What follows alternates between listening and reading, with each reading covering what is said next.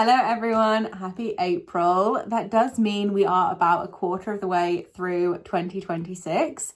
And what better way to mark the occasion than talking about all the books I've read this year so far. So at the start of 2026, I set myself a challenge to read one book every week. So far, I'm very ahead of schedule. However, I've definitely slowed down a bit when I've been reading larger, longer books. The point of the challenge is very much not to just avoid longer books, so I don't mind if it slows me down every now and again. I've got them all written down by month in my little planner here, so I'm going to go through them with you today. Okay, so January, I read The Housemaid, Service, Guantanamo Diary, The Housemaid's Secret, People We Meet on Vacation, Mao's Great Famine, The Housemaid is Watching, and The Secret Barrister.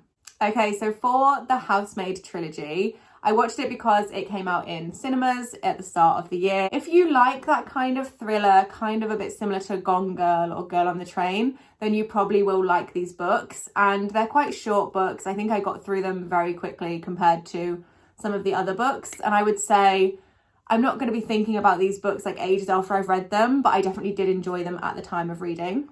Service is probably one of the worst books I have ever read.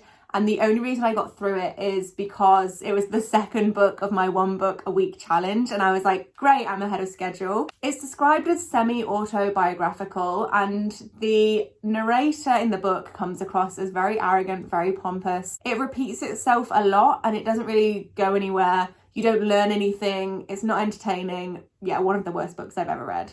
Guantanamo Diary was really interesting, obviously very different to the other books that I've mentioned. I would recommend this if you're interested in non-fiction, and although it is a slightly lengthier book, it is well worth the read. I know hardly anything about Guantanamo Bay, as most people, and it's definitely eye-opening about this particular author's experiences there. And on the theme of those more serious books, Mao's Great Famine is really interesting, really devastating in places, like quite a difficult read. However, I would really recommend it if you do have an interest, as I say, in non-fiction, Chinese history. I would definitely recommend it. People We Meet on Vacation, I read because of the Netflix film, which I absolutely loved, and the book is so good too.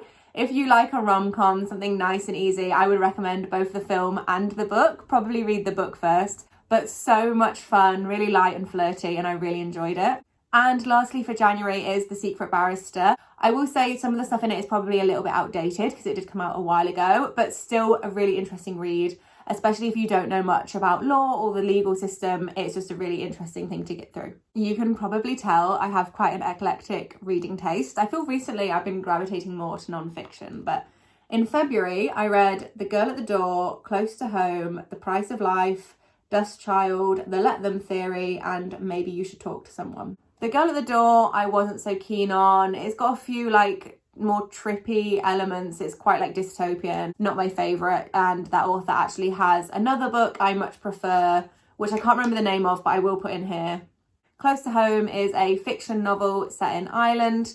It wasn't my favourite read. It kind of follows the everyday life of a young man going through some tough times and kind of his narrative of that. As I say, not my favourite read, but if you enjoy that kind of thing.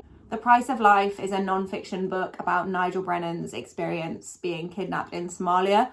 Last year I read Amanda's story and I thought that was really interesting, hence why I read this. Again, really graphic, really heartbreaking, but I would definitely recommend the read. It is really interesting to hear about their experiences. Dust Child is a fictional novel, but it has some elements in there of real life. It follows a few different characters in Vietnam and some American characters. There's lots of reference to the American-Vietnam War and life after that. A really nice book. Again, it's got some really upsetting scenes, but I would definitely recommend it. The Let Them Theory is like a self-help type book. I actually don't know how I feel about it because I think the Let Them Theory and the Let Me notion is actually really interesting. But I don't know if the book was maybe slightly repetitive, but that's quite controversial because people absolutely love it.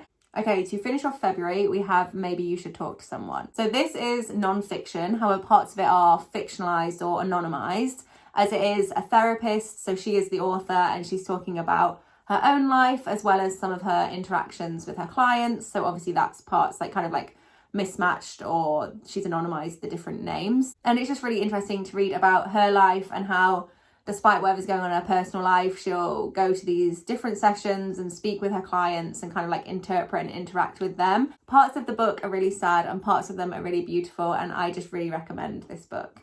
That brings us on to March, where I read Moral Ambition, Hamnet, Best Offer Wins, Utopia for Realists, Talking to Strangers, and Hooked. So Moral Ambition and Utopia for Realists, I actually already spoke about in a short video. So I was saying that I think, honestly, they should be on school curriculums. They're so interesting. They talk a lot about social responsibility, about what different people can be doing to kind of play their role and help others. And I think it's just such an important and interesting read. Hamnet wouldn't normally be the type of book I would read. So obviously there's a lot of talk about it as the film adaptation was coming out in cinemas. So I haven't actually seen that, but I did read the book. It's not the usual kind of book I would read. And obviously it is a really tragic story and there's some really upsetting themes in the book. But as I say, not what I would normally read. However, a lot of people do really like the author and her works. Best Offer Wins is a thriller fictional book, very much The Housemaid vibes. It kind of goes from, like, it speeds up very quickly and it feels like the book's quite short and they fit a lot of action in there. But again, it's like a quicker read, a little thriller. And lastly, for the month so far is Hooked. So I absolutely loved Butter when I read it last year. Hooked, I was kind of like the first half of it, I was really enjoying it, and then it maybe did drag a little bit, but I was still really enjoying it because I just love the author's style as well as the translator Polly Barton's style. So I've read some of her other stuff as well. If you liked Butter, I would say read Hooked, but my personal preference is Butter is better. So they're all my books from the first quarter of the year, but currently I am reading Dark Star Safari by Paul Theroux, who yesterday I learned is Louis Theroux's dad. And I am really enjoying learning about the overland trip from Cairo to South Africa. However, every so often there's just something in there or some phrasing in there that I just think like, just sounds a little bit misogynistic or racist or just doesn't sit right. I've had a look on the internet to see what some other people are saying or how they're interpreting it. And a few people on Reddit are saying similar things. I am near the end of the book, so I'm going to power through, but it just feels like it adds an unnecessary friction to the book. Because of that, I won't read any more of Paul Theroux's writing, but the actual content of the book is interesting. But I don't need misogyny and racism in the books I'm reading. But yeah, if I'm reading non-fiction, unless I'm reading it for like education or exposure, I find if the author's like views or values massively differ from my own, that's not the kind of book I would gravitate to. So that is the first quarter of 2026 book reviews all wrapped up.